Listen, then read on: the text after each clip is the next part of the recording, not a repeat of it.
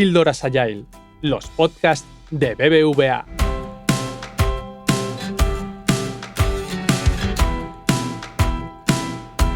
Hola, soy Lorena Cabeiro, Agile Coach de la disciplina Agile España en BBVA. En nuestro podcast de hoy, de Píldoras Agile, tenemos el placer de entrevistar a Javier Garzás, un gran referente y uno de los pioneros en agilidad en español.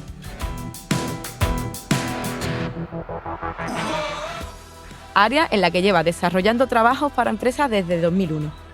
Tiene un postdoctorado con estancia de investigación en la Universidad de Carnegie Mellon, Estados Unidos, con investigación en frameworks ágiles, PhD en informática, cum laude por unanimidad, e ingeniero en informática con premio extraordinario.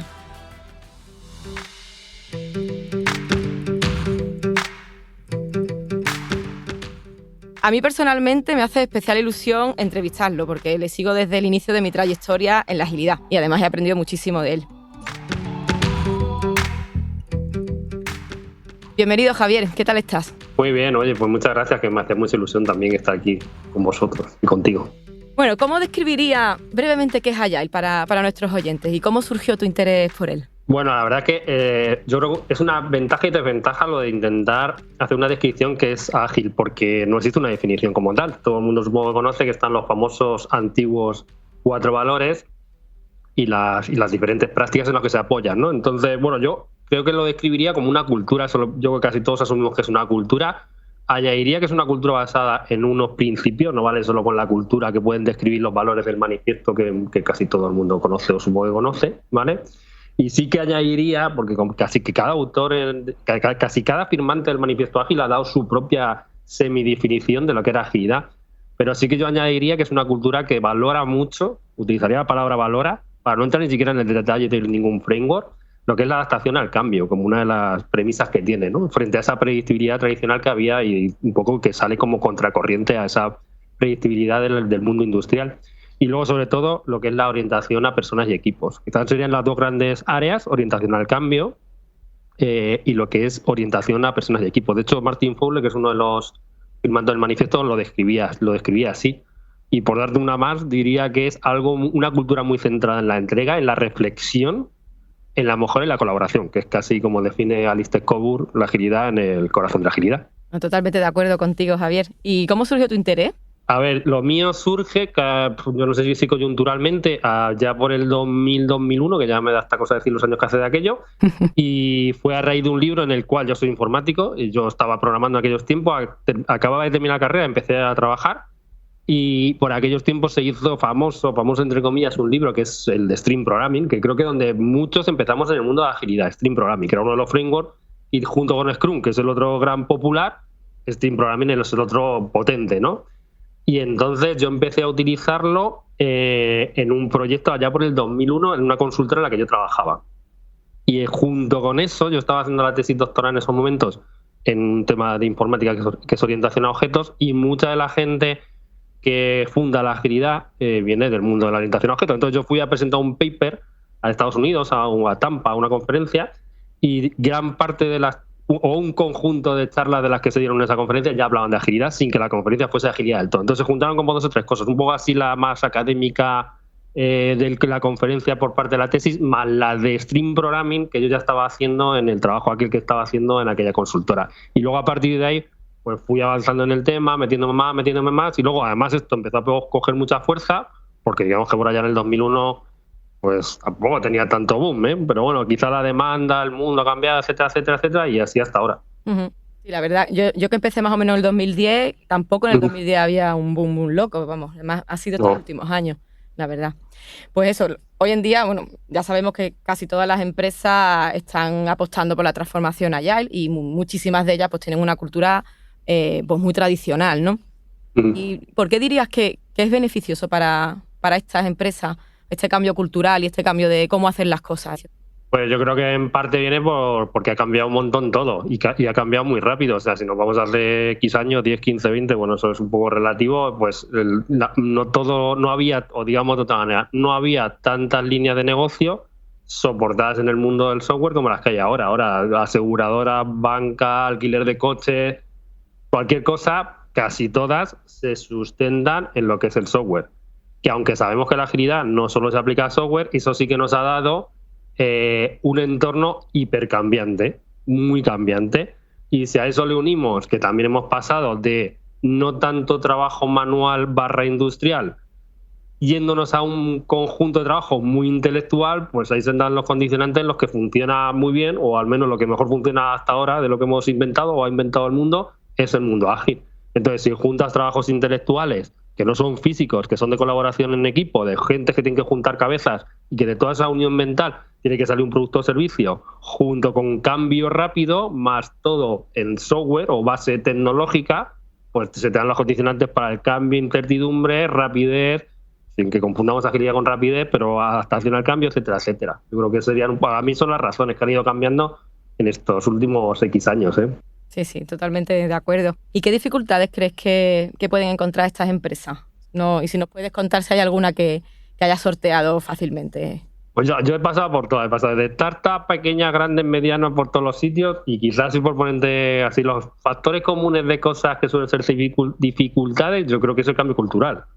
Pero así por llevarlo a la tierra, es que todos, o muchos, o la mayoría, nos han educado en un mundo en el cual nos han contado, en la universidad o en nuestro entorno, que las cosas se construían según un modelo de pensamiento industrial, que está muy pensado para hacer cosas físicas, y eso te lo han contado, y te han contado que a un albañil le tienes que decir cuánto es el presupuesto, y normalmente te le tiene que contestar con un presupuesto, y se tiene que adaptar a una temporalidad, aunque luego se retrase, y nos han contado que primero piensa y luego haz, y un montón de cosas que culturalmente nos las han contado, además las hemos ido inculcando y metiendo en la cultura de las empresas, y cambiar eso pues es fuerte, no es tan fuerte. Entonces todo el cambio mental más el estructural, que tampoco es pequeño, porque en sitios medianos o grandes la estructura departamental, jerárquica, mental, bla, bla, bla, se ha montado en torno a eso. Entonces los cambios cuestan, y eso es así.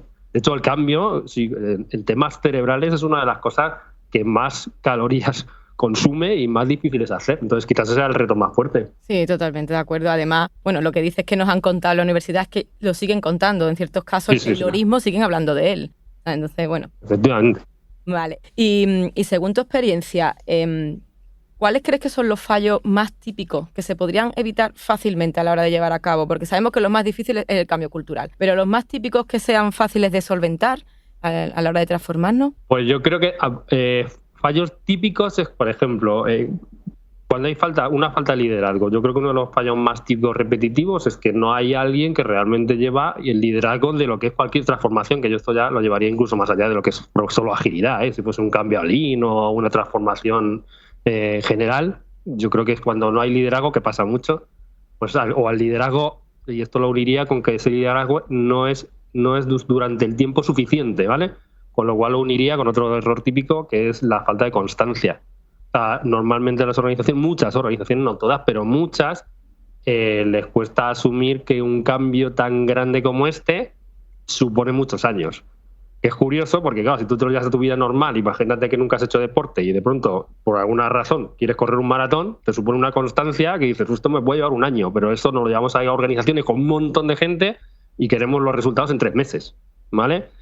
Y luego también yo lo combinaría con trasladarle al resto de la gente que está involucrada en el cambio por qué y para qué de ese cambio. Porque alguna vez decimos, vamos a hacer esto, pero nadie sabe por qué ni para qué. Algunas veces no se sabe ni contar. Y entonces creo que serían algunos de los errores más típicos que muchas veces acaban en moda, y el hacer las cosas sin saber muy bien hacia dónde, que nos podemos llegar a encontrar. Bueno, me has contestado a una pregunta que te quería hacer, era cómo hacer sostenible. No, genial, que cómo hacer sostenible en una organización la transformación, ¿no? Es un poco eso, una constancia, el contar bien, ¿no? Para qué se está haciendo y por qué. Sí. Y luego, por complementarte la segunda medio pregunta que te he contestado, yo ahí ya le añadiría también una de las cosas que es muy típica cuando no termina de funcionar bien esto en lo que refiere a transformación y cambio, y es dejar súper claro el sentimiento de urgencia que lo mueve.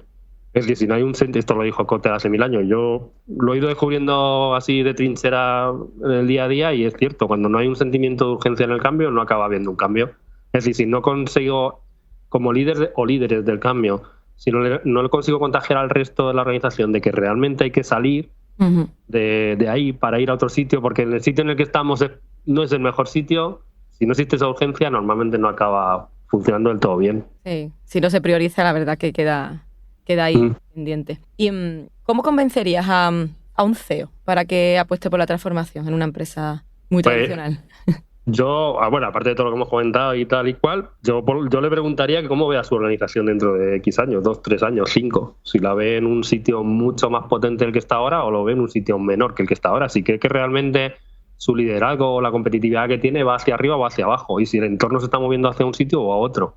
Quizás sí provocaría la reflexión de decir, oye, a lo mejor, como decía Kotter, el autor que te citaba antes, a lo mejor no me he dado cuenta, pero el iceberg en el que estoy se está derritiendo y nadie se ha dado cuenta. Entonces, a lo mejor es interesante cambiar. Que a lo mejor no, ¿eh? También te digo que hay sitios, organizaciones muy tradicionales, con un monopolio sin competencia, e incluso administraciones públicas, que si le haces esa pregunta te dicen, pues ¿cómo me veo en 5 años? Pues igual que estoy. Con lo cual el sentimiento de urgencia no es tan fuerte. Pero en entornos competitivos, empresariales, esa reflexión podría ser interesante para saber si hay que hacer algo o genera ese sentimiento de que hay que hacer un cambio. Genial. ¿Y cómo ves las empresas de aquí a unos años?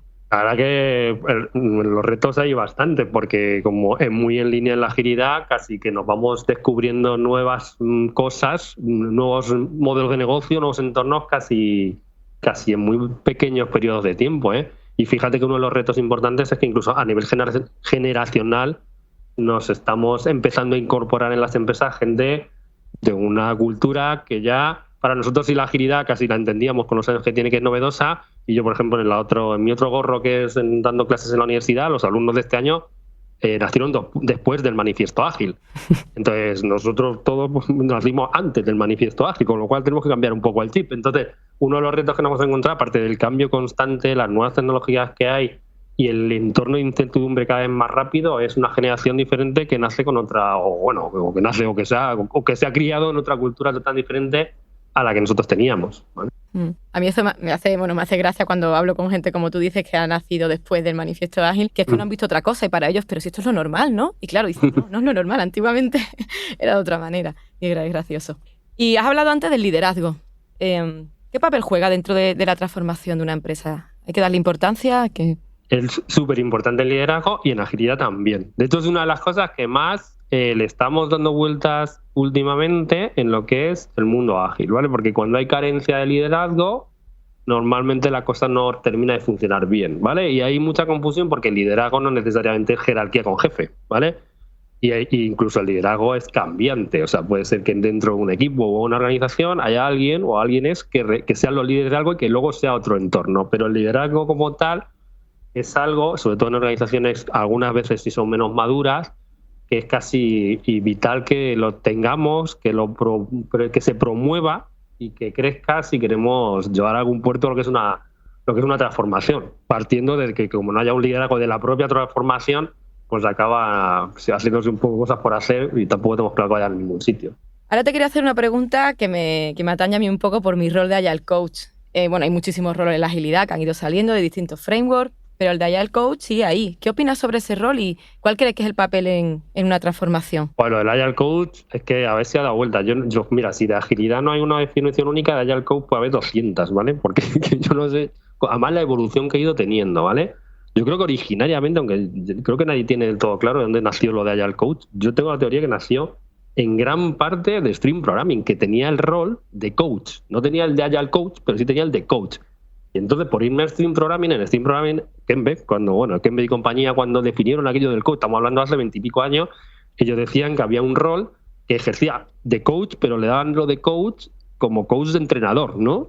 Que es el coach que es como en el equipo, está el equipo, ¿no? Y el entrenador pues define la estrategia, motiva, dice, pues tú entras, tú sales, digamos que tiene una visión no tan metida en el equipo, sino más de muchos equipos, o una visión, digamos, de abstracción más alta. Y creo que debería, en mi opinión, seguir manteniéndose esa idea dentro de lo que es el rol del Agile Coach, porque al final, si digamos que entre los roles típicos que tenemos el de Scrum Master, el Product Owner, quizá el Scrum Master está más metido en la operativa de trinchera del equipo del día a día, y el Agile Coach debería ser el que a un nivel de abstracción mayor va distribuyendo buenas prácticas entre equipos, detecta que hay algo que funciona en uno y se lo cuenta al otro, fomenta la interacción entre los equipos, potencia lo que es la transformación ágil, el liderazgo en la transformación, ese pegamento que debería estar uniendo los diferentes equipos y moviendo el cambio, ¿vale? Entonces ese es el papel que para mí debiera seguir teniendo el Agile Coach. Además, bueno, lo que acabas de comentar, que también es un rol que evoluciona, ¿no? Que eso sería como lo básico que tiene que tener, pero a lo largo, igual que la agilidad, ¿no? Va evolucionando,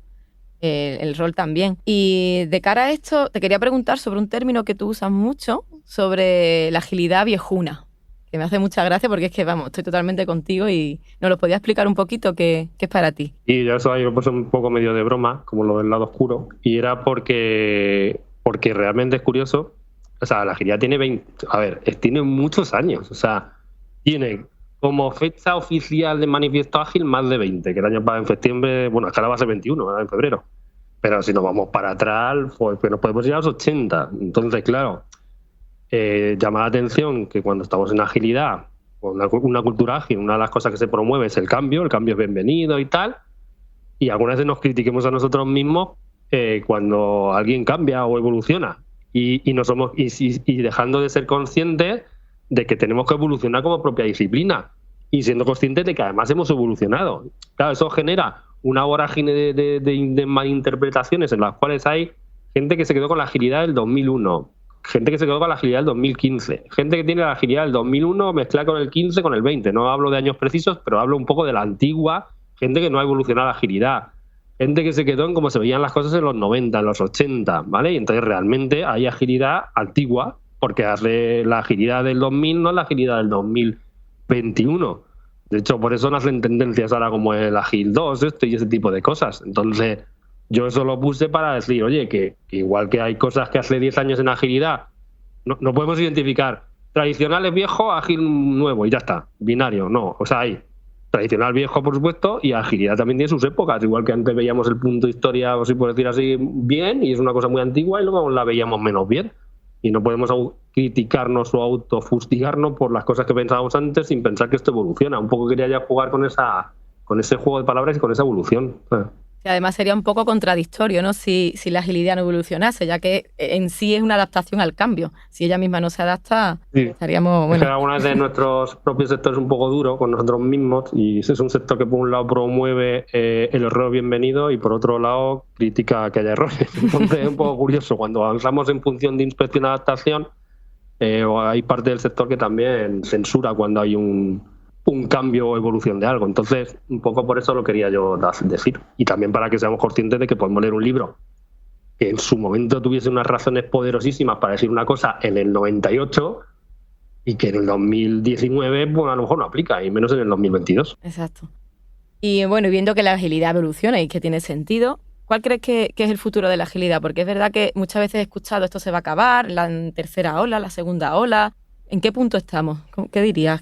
A ver, yo creo que acabarse o no acabarse es entre comillas. O sea, está claro, o sea, yo siempre lo he dicho, tiene que haber una cosa, llamémosle gestión adecuada o cercana al mundo barra software, barra no exclusivamente software, porque podría ser aplicable a productos de carácter intelectual en grupo, típicamente. Luego, si van evolucionando, probablemente a lo mejor el nombre cambie. Aunque yo llevo diciendo que a lo mejor debería empezar a cambiar hace mucho tiempo y no ha cambiado hasta ahora. Pero siempre vamos a necesitar agilidad. O sea, mucho tienen que cambiar las cosas, mucho, que no digo yo que no, porque puede cambiar las cosas mucho, para que no nos falte una cosa, llamémosle X, que es la que nos intenta ayudar a, más allá del hacer las cosas, como puede ser en el campo del software programar, a cómo gestionar eso, ¿vale? Sea programar o sea hacer algo de carácter intelectual. Lo que sí que es cierto es que irá evolucionando en línea con lo que comentábamos antes. Y irá evolucionando porque las cosas cambian, la cultura cambia, la gente cambia y nosotros aprendemos más. Ejemplos hay un montón. Ahora, por ejemplo, un ejemplo, ¿vale? La corriente que ha habido ahora, de hecho, que creamos un canal de Telegram sobre nueva agilidad y se supone que hay 800 personas en el canal. O sea, hay una corriente muy fuerte ahora sobre la agilidad, la nueva agilidad o la Agile 2, etcétera. Yo no creo que sea un sustituto, sino que es una evolución. Y es una evolución en base a que a cosas que pues hemos descubierto que o no funcionan todo lo bien que esperábamos o que hemos encontrado otras que funcionan mejor. Por ejemplo, la autoorganización. La autoorganización pues, fue un término que fue muy potente y lo sigue siendo, sobre todo cuando veníamos de un mundo muy jerárquico con jefes de proyecto ahí de toda la vida. Y la autoorganización pues dio pie a decir, oye, que es que hay más gente que tendría que estar partícipe de lo que es la gestión, y que cuando más gente participa vemos más cosas, y cuando más gente colabora nos motivamos más, lo sentimos nuestro, etcétera, etcétera, etcétera. Eso por poner un ejemplo de un montón, ¿vale? Y llegado a un punto, pues a lo mejor nos hemos dado cuenta que nos hemos pasado de frenada, y resulta que de liderazgo tradicional, autoorganización, hemos pasado a anarquía. Y entonces es una evolución más. Oye, no os olvidéis que aunque haya autoorganización, debería haber liderazgo. Y es un poco la evolución de cosas que yo creo que como vamos como comunidad aprendiendo, pues vamos descubriendo cosas nuevas. O el futuro de mucha gente. Ahora hablamos también mucho, por poner otro ejemplo más, bueno, lo habréis visto en un montón de sitios, sobre la reflexión de si tenemos que seguir Scrum o hay que romperlo. Cómo hay que cambiarlo y cómo hay que adaptarlo. Una cosa que estaba dicha hace también un montón de años en el concepto este del Suharí, ¿no? De sigue la norma o la regla o el framework o lo que quieras, apréndelo y aprende cómo romperlo. Lo que pasa es que, claro, este debate ahora se puede tener en el 2022, 2021, 2020. En el 2015, que la gente no sabía ni lo que era Scrum y estaba empezando a aprender cómo hacerlo, pues era irreal decir que cómo hacerlo. Entonces el futuro pasa por ese tipo de evoluciones y probablemente como comunidad en general, pues al ir madurando todos, descubramos cosas nuevas que hay que ir ajustando y así será ir evolucionando. En mi opinión, además, evoluciona bastante lento porque creo que la gestión evoluciona lenta comparada con otras cosas tecnológicas, pero pienso que será la tendencia que vamos a ir siguiendo. Claro, y además también depende de la empresa, porque hay empresas que han empezado hace mucho tiempo que están ya cambiando otro tipo de temas y empresas más grandes que a lo mejor han empezado hace poco que todavía están en el inicio, ¿no? En la base. Claro, y luego otra cosa que también que hemos ido durante muchos años, pues también yo creo que porque no habíamos evolucionado del todo, pues no teníamos claro que esto era una cosa que se sabía, ¿no? Pero hay que adaptarla según el entorno. No es lo mismo una empresa súper grande que una empresa pequeña. Antes era un poco sota, gallo y rey. Se cogía Scrum y venga, todo el mundo con el Scrum de cuadrícula y tal. Y la cosa era más complicada. No es lo mismo una startup que una empresa que tiene software legacy del año 2000, millones de años lleva con ello. Con lo cual, que a lo mejor no le preocupan las mismas cosas que una startup. Una startup a lo mejor el tema calidad le preocupa mucho, pero no tanto como facturar metiendo funcionalidades porque desaparece. Y sin embargo, a una empresa con legacy dice, yo ya no desaparezco porque tengo mis clientes, pero un problema de calidad es que hace que me maten. Claro. Entonces son cosas que ahora incluso el cómo hacer convivir o evolucionar lo que tenemos y convivirlo en entornos diferentes es una cosa que no está muy hablada. Cada uno de los que hayamos ido pasando por nuestros sitios tenemos nuestra experiencia, pero no está como tal. O la convivencia, o el hacer convivir el mundo proyecto, que existe, nos guste más o menos, pero hay clientes que por ahora no lo vamos a cambiar y siguen hablando en fecha inicio y fecha fin, con un mundo ágil. Esos roadmaps que intentan también, dices, es que en algún momento el roadmap como tal se vio que no, o se sigue incluso pudiendo ver, que choca con una cultura ágil, que abre más a lo que es inspección, adaptación, apertura, etcétera. Todas esas convivencias de diferentes mundos, algunos más cambiantes o menos, y en realidades diferentes, pues probablemente sea el futuro de lo que tenemos que ir aclarando en nuestra mente como comunidad en agilidad. Y que tenemos que ser flexibles también, ¿no? Los agentes del cambio, haya el coach, como le queramos llamar, por eso mismo que dicen, ¿no? De que todo convive, ¿no? Hay que tener flexibilidad mental. Bueno, pues te voy a hacer ya la última pregunta. Una pregunta un poquito más personal, y es que, bueno, he visto pues, en libros tuyos, en vídeos y tal, que siempre tienes ahí al Capitán América. ¿De dónde te viene de esta afición por él? Pues a ver, me viene de pequeño, súper pequeño, porque yo cuando era muy chiquitillo, pues tengo unos primos míos, les gustaban mucho los cómics, eran bastante mayores que yo, entonces yo me colaba en su habitación y me dejaba los cómics, por aquellos tiempos leían Marvel, afortunadamente, y bueno, algunos de ellos eran sobre Iron Man, el Capitán América. Y yo luego con los años pues he ido apreciando que creo que aunque parezca que es un cómic y no sé, la gente que no está muy metida en los cómics le puede parecer algo superficial, pero la realidad es que tiene mucha profundidad. Y o he intentado yo al menos seguir muchos de los valores que sigue el personaje del Capitán América, que los tiene como tal. Y creo que los he intentado hacer, pues no sé si lo he conseguido o no, pero creo que los he hecho los más referentes en mi vida personal, profesional, de lo que he podido, ¿no? Y para mí, igual que cada personaje pues tiene, o cada superhéroe, o cada héroe, porque el Capitán América es más héroe que superhéroe, tiene su personalidad, la que tiene el Capitán América, siempre me he identificado con ella, y que ha sido siempre sacrificio constante, sacrificio, constancia a tope, el seguir siempre la humildad al máximo y el temperamento en su justa medida. Es decir, ni pasarse, pero tampoco mirar hacia un lado cuando hay una cosa que considera él, voy a ponerlo en palabras de él, que no es lo suficientemente justa. Y entonces, como esos ideales siempre me gustaron y me pareció que eran una línea interesante a seguir, pues por eso me viene lo del Capitán América, o por eso lo he intentado yo siempre tener presente. Está genial, no lo tenía en mi radar, pero vaya, los valores que cuentas son maravillosos. Bueno, eso yo lo dejé ahí, de hecho lo escribí un día en el prólogo de uno de los libros míos, que es el de 23 historias de equipos ágiles. En el prólogo conté eso un poco, pero el prólogo lo dejé en abierto por ahí, está en un PDF en el blog mío, en javiergarcía.com, está en un PDF. Me lo leo como tarea. Pues nada, Javier, oye, muchísimas gracias, la verdad que me ha parecido súper interesante todo lo que nos has contado. Muchísimas gracias por cedernos este ratito y compartir tu conocimiento y tu gran experiencia. Yo espero y esperamos que te hayas sentido a gusto. Y hasta aquí estamos. Nada, muchas gracias a vosotros, muchas gracias Lorena, y espero que os vaya súper bien en el camino de la agilidad y que la agilidad os acompañe. Muchas gracias.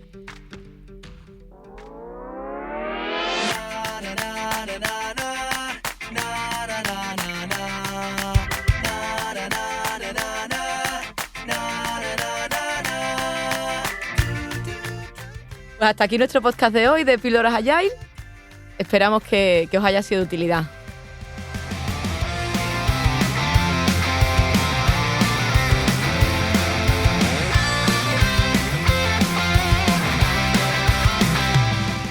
Y como siempre decimos los coaches de la disciplina Agile España de BBVA, todas y todos somos parte del cambio. Todas y todos somos parte del cambio. Recuerda que puedes suscribirte a todos los podcasts de BBVA en iVoox, Apple Podcasts, Spotify y Google Podcasts, además de seguir toda nuestra actualidad en bbva.com. Y si quieres, puedes también contactarnos a través del correo electrónico bbvapodcast@bbva.com para darnos feedback y enviarnos tus sugerencias y opiniones acerca de este podcast.